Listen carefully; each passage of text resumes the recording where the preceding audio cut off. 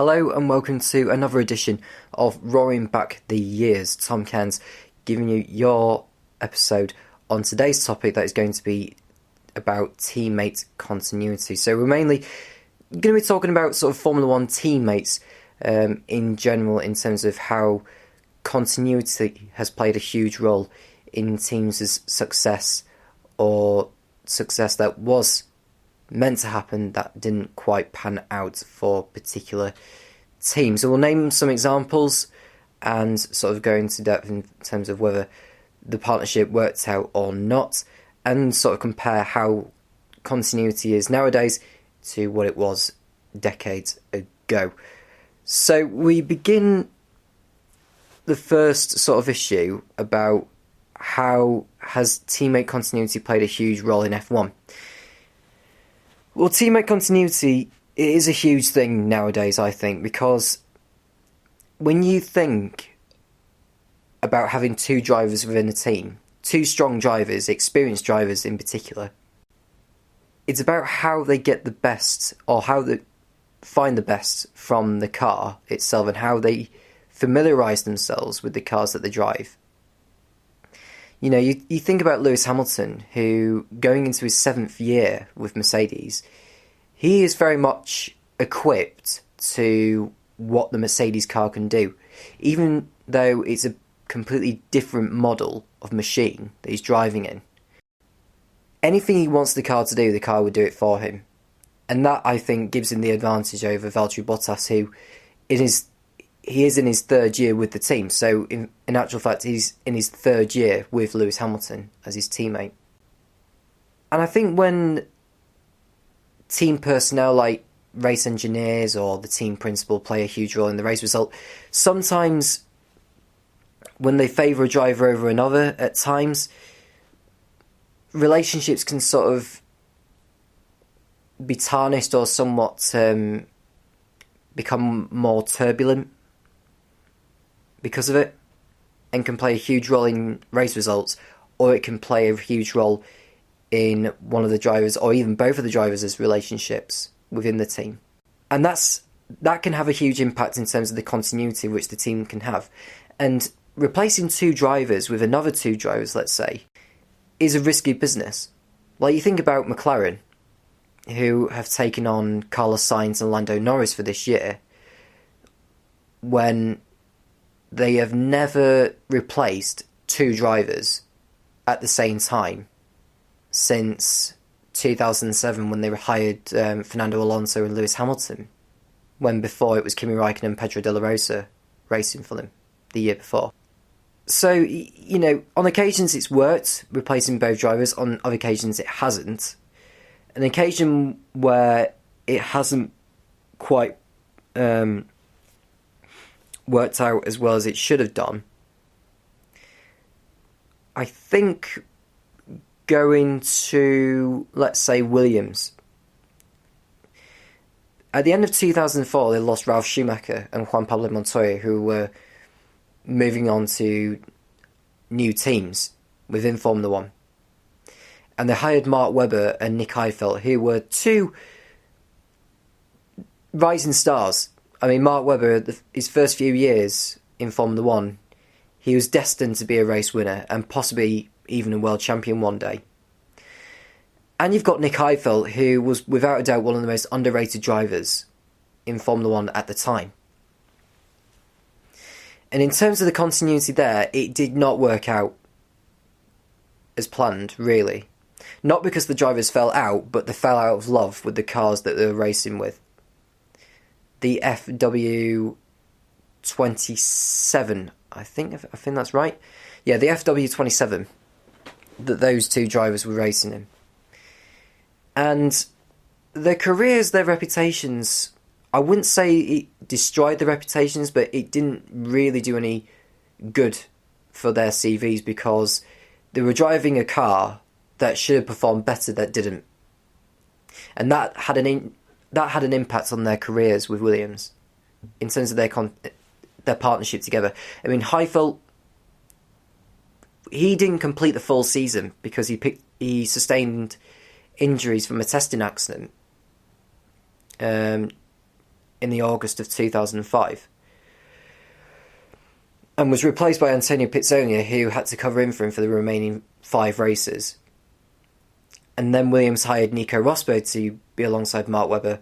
But by the end of that 2006 season, Mark Webber had gone. So in actual fact, it's almost like Williams have played the game of musical chairs in a way where one driver would leave at the end of one season, the other would go at the next, and then another driver of theirs would go at the end of the following year. So there wasn't really that much continuity going on there at Williams, like it used to when they had, I don't know, let's say Damon Hill was there alongside David Coulthard, although it was more or less 2 year. It was a 2-year sort of partnership between those two drivers. But the longest continuity as far as teammates is concerned with Formula 1 has to be Michael Schumacher and Rubens Barrichello for Ferrari, and Mika Hakkinen and David Coulthard for McLaren. Each of those partnerships lasting 6 years. Ferrari with Schumacher and Barrichello from 2000 to 2005, and Hakkinen and Coulthard from 1996 to 2001. And during those times, they have won championships. McLaren winning 2 drivers and a Constructors' Championship with Hakkinen and Coulthard. With Ferrari, Michael Schumacher winning 5 times in a row, and Ferrari winning 5 Constructors in that period.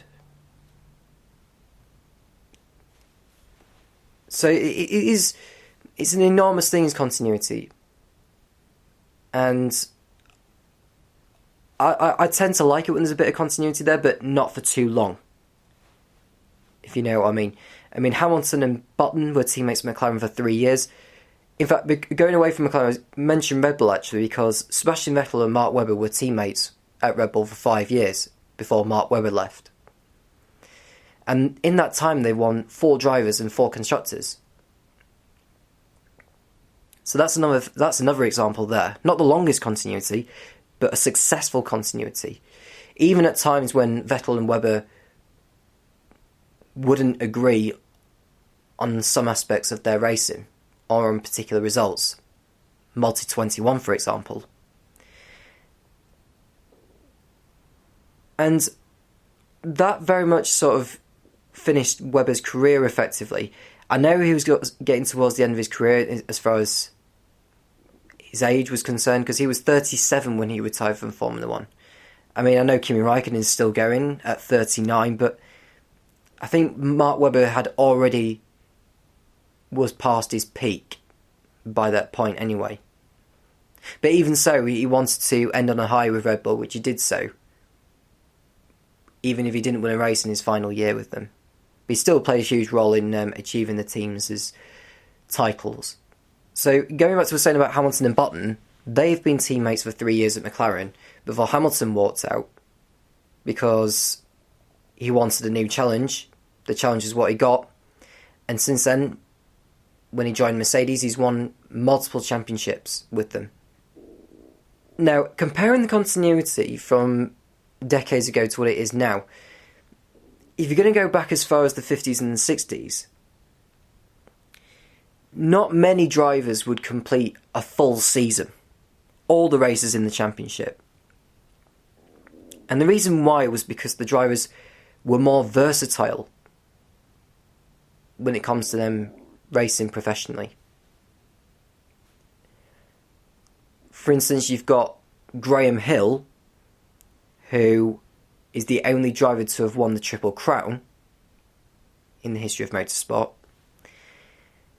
And you've got all the other drivers who would not only just race in Formula 1, but would also race in other categories, whether it's Formula 2 racing, or racing in Formula 2, I should say, sports car racing, club car racing, go-karts, whatever it may be. Those drivers back then in the 50s and 60s would not just race in Formula 1. Because back then, Formula 1, there weren't as many races in Formula 1 back then. There were normally something like 7, 8 or 9 races. Maybe a few more than that towards the late 60s. where drivers would participate in Grand Prix. Not in every single one of them, but in some of them.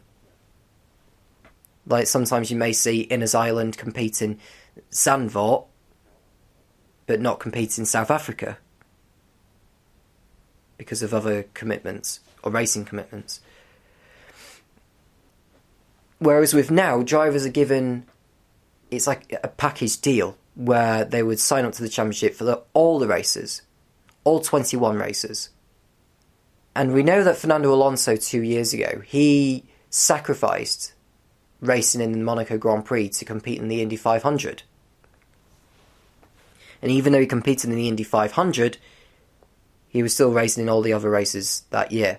And last year, even though he was racing for McLaren in every single race, he was competing in the World Endurance Championship. But going back to what I was saying about teammate continuity, drivers would sign up normally with a year deal, 2-year deal, even a 3-year deal. In that sense. I mean, Max Verstappen, when he signed for Red Bull in 2016, I believe he was signed on I think up until 2018, and then extended that to 2020. So at least you've got a driver continuity there. But in terms of who he's racing alongside, you've got Daniel Ricciardo, or you had Daniel Ricciardo, who was good teammates with him. And now Max has got Pierre Gasly, who's come up through the ranks from Toro Rosso, Red Bull's sister team. So drivers would always compete in every race this year in a Grand Prix season, because that's what they've agreed to do. It's what they've agreed to do with their sponsors, their teams. And will we see more continuity in Formula 1?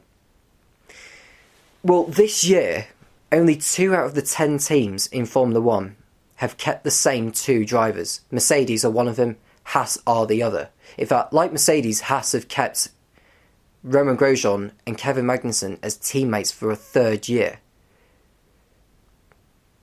Which, to be honest with you, nowadays it's kind of rare to see teams retain the same drivers for a 3rd season.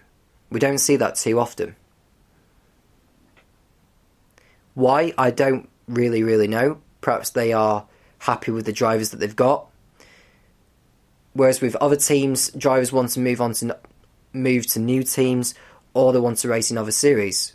Like Marcus Ericsson, for instance, who's racing in IndyCar. And you've got Stoffel van Dorn, who's currently racing in Formula E.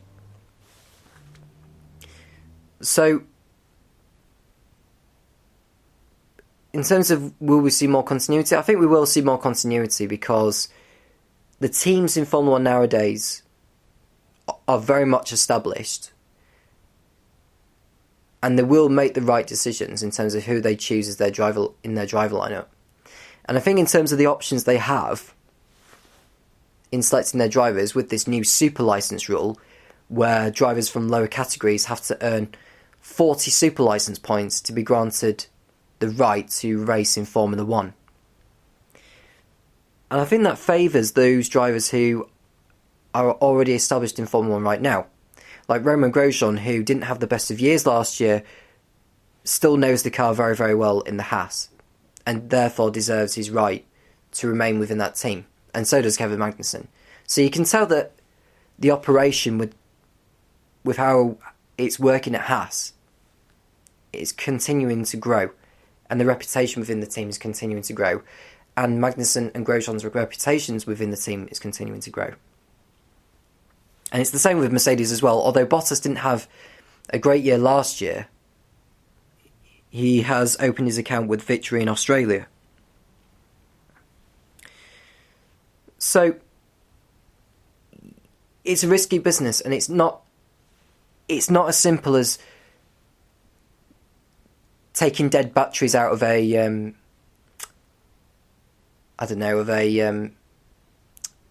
guitar tuner and putting a new one in, or taking a plug out of the socket and putting a new one in. It has to be a relationship thing that would convince a driver that a new team is where a driver wants to go to, or the team decides to replace a driver with someone else because they feel that someone can do a better job than what the current driver is doing at, or the current drivers they're doing at, long term, or even short term. So there's your teammate continuity there. So just to mention about the partnerships, 6-year partnerships of Hakkinen and Coulthard at McLaren and Schumacher and Barrichello at Ferrari, that's clearly worked out. And the same with Vettel and Sebastian Vettel and Mark Webber, when they were teammates for 5 years at Red Bull, and they won multiple Grand Prix, they've taken pole positions most of the time during that period, and they won championships as well. So it's a good thing to have the continuity there, because it shows that the drivers can be trusted in what they're doing, and the fact that a lot of the team personnel within the squad remains, and perhaps the culture within the team is what keeps the drivers on board, or convinces the drivers to stay on board there. And those drivers have a huge fan base as well, and the teams have a huge fan base. And the fact that there's so much more money involved now in motor racing, it adds another element to the risk of replacing a driver with another driver. You have to think, how does that fundamentally impact the team? So that's just something to take note of. I'll end that episode there. Thank you for listening and listening to this edition of Roaring Back the Years. We'll let you know of the 6th episode in a few weeks' time, which I'll have a look at. I don't think it's tyres. I believe it's not qualifying formats or tyres, but I'll have a look at it at the end of this podcast anyway. So thank you for tuning in, and I'll speak to you again next time.